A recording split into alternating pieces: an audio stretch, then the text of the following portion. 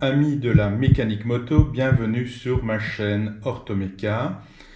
Tout doucement, nous arrivons au déshabillage complet du moteur. Nous avons, dans les deux vidéos précédentes, révisé la théorie attenante à la boîte de vitesse et l'aspect pratique, ainsi que le mode de fonctionnement, ainsi que la description de tous les éléments.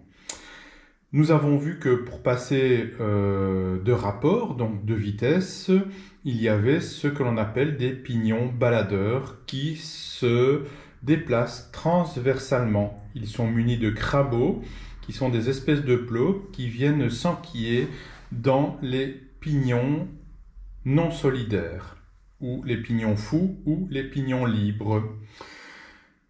Nous allons étudier ce mécanisme qui permet la latéralisation des pignons baladeurs, ainsi que le mécanisme qui permet le passage d'un rapport à l'autre. Alors ce mécanisme, ces deux mécanismes se trouvent ici. Nous avons ce que l'on appelle les fourchettes. Les fourchettes sont donc les éléments, nous l'avons vu, qui viennent s'insérer dans des gorges au niveau des pignons baladeurs, et par le mouvement de latéralisation, ces fourchettes entraînent les pignons vers la gauche ou vers la droite, ce qui permet de les craboter et donc le passage du rapport. Dans un premier temps, nous allons donc démonter ces fourchettes et nous verrons le mécanisme sous-jacent, c'est-à-dire le tambour de sélection, qui permet de guider ce mouvement de fourchette dans un mouvement harmonieux et surtout sur une séquence programmée de manière à éviter d'enclencher deux vitesses en même temps et surtout d'enclencher le bon rapport. Pour procéder à l'ablation des fourchettes qui se trouvent sur un axe, il va falloir tout d'abord déposer cet axe. C'est ce que nous allons faire. Pour cela, je dois déplacer la culasse et la mettre en équilibre de manière à accéder à la face latérale où se trouve d'ailleurs le mécanisme de contrôle, en fait le sélecteur de vitesse, c'est-à-dire cette structure qui permet de faire tourner le barillet d'un cran, mais nous verrons la méthode dont ça fonctionne ultérieurement. Donc tout d'abord, je vais devoir enlever une plaque dite de calage ici, ainsi que la vis qui est fixée. Je pense que c'est cette plaque qui m'empêche de retirer tout l'axe. Dans un premier temps, je dois enlever cette plaque de calage, ainsi que la vis qui la fixe, la vis filetée, ce qui va me permettre derrière de retirer l'axe. Je pense que l'axe est juste derrière cette petite patte métallique. Pour procéder à l'ablation de cette vis, je sais par définition qu'il faut se munir d'un tournevis à frapper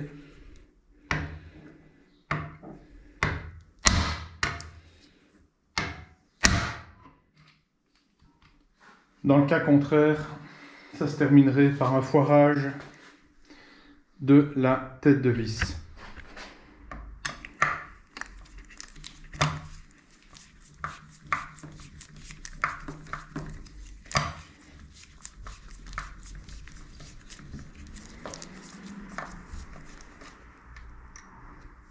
La vis est ôtée. Je vais donc, à mon avis, je pense que ça s'appelle la cale de roulement, mais je n'en suis pas certain.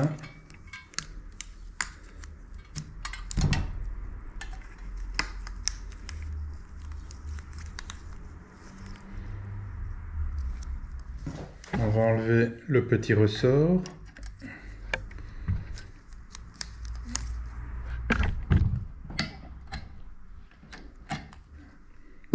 Voilà.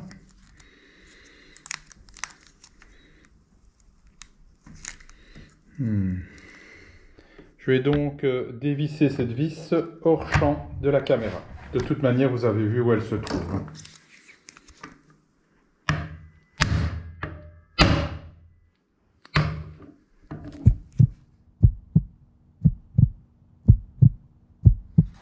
Voilà, normalement, effectivement, tout le bras du mécanisme de sélection devrait venir. Ici, on a une entretoise, ou du moins ce qui s'appelait une entretoise. Voilà la couleur originale, voilà comment on m'a livré la moto.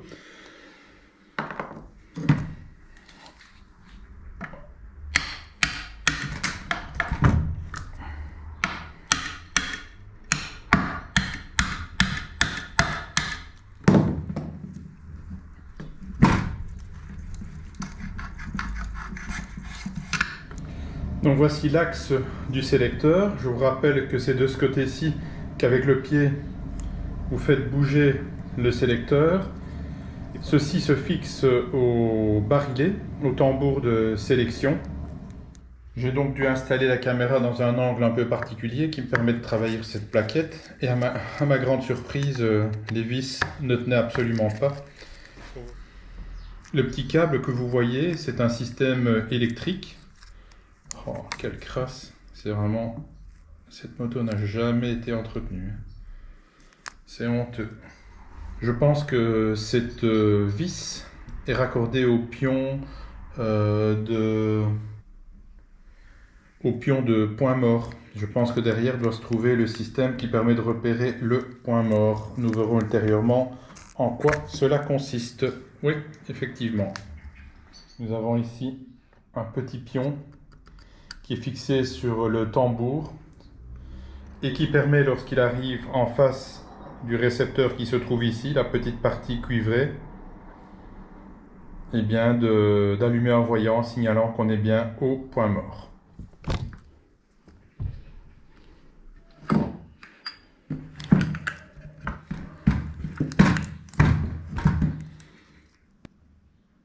Pour pouvoir procéder aux plaques de butée et au doigt de verrouillage qui se trouve ici.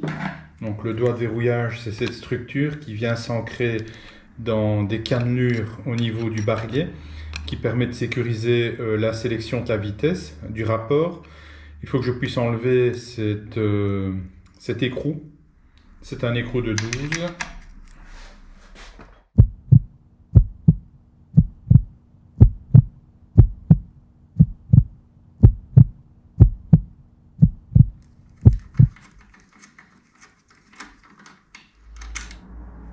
La libération de cette vis filetée a permis de libérer le doigt de calage. Et vous verrez ultérieurement dans quoi cette petite roulette vient s'insérer dans une cannelure sur le tambour et qui permet de maintenir la sélection de la vitesse sans qu'elle ne saute d'une à l'autre. De ce fait, nous pouvons effectivement procéder à la dépose de ce petit bras, qui est une plaque de calage qui permet de maintenir les structures en place. Le ressort va venir facilement.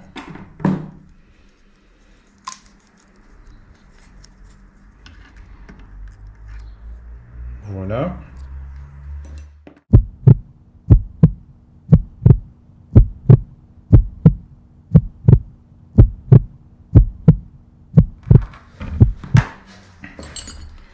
En résumé, voici donc ce fameux tambour qui va permettre de sélectionner les rapports tout en permettant le mouvement de latéralisation des fourchettes.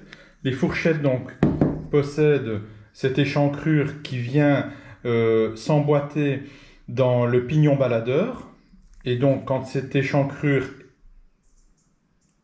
est emboîtée dans la gorge du pignon baladeur, en se latéralisant, elle entraîne le mouvement du pignon.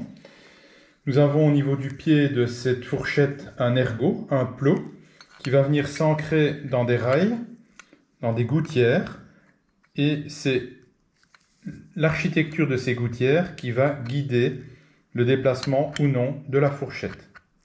Vous voyez ici qu'il y a une latéralisation de la gouttière, et donc le plot qui se trouve au bas de cette fourchette va suivre le rail tout droit et quand il va arriver à cet endroit, il va y avoir une latéralisation de la fourchette.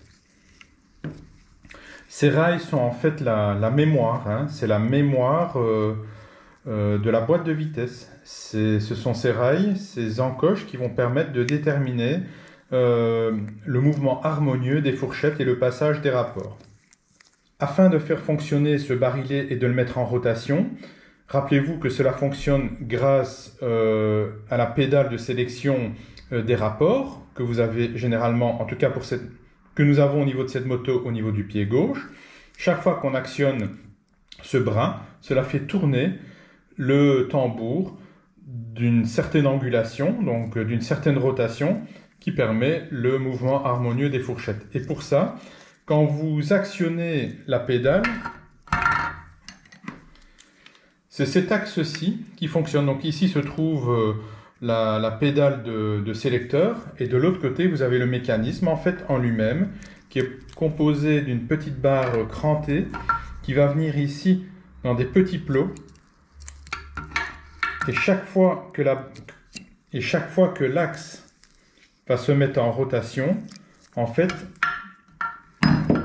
ça va faire descendre ce bras-ci, ça va faire descendre cette pince qui, insérée dans les petits plots au niveau du tambour, vont provoquer le mécanisme de rotation dans un sens ou dans l'autre.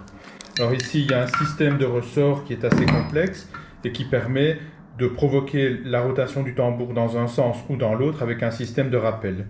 Et il y a deux crans parce qu'il y en a un, par exemple, pour tirer le tambour dans ce sens. Si je fais tourner le tambour dans le sens anti-horaire, c'est ce plot qui va faire bouger le tambour, qui va le mettre en rotation. Donc tout cela est calibré et permet de sélectionner correctement les vitesses. Je n'irai pas plus loin dans les explications. Si vous voulez beaucoup plus d'informations sur le mode de fonctionnement et le passage des vitesses, je vous conseille le stage moteur aux ateliers Perrault qui vous offrira, qui vous permettra d'accéder à une connaissance sans pareille des différents modes de fonctionnement du moteur et de mieux appréhender tous ces systèmes. Toujours est-il que cette partie du carter et du moteur est mise à nu. Nous allons donc entamer la dernière partie, c'est-à-dire le vilebrequin et l'axe primaire intermédiaire.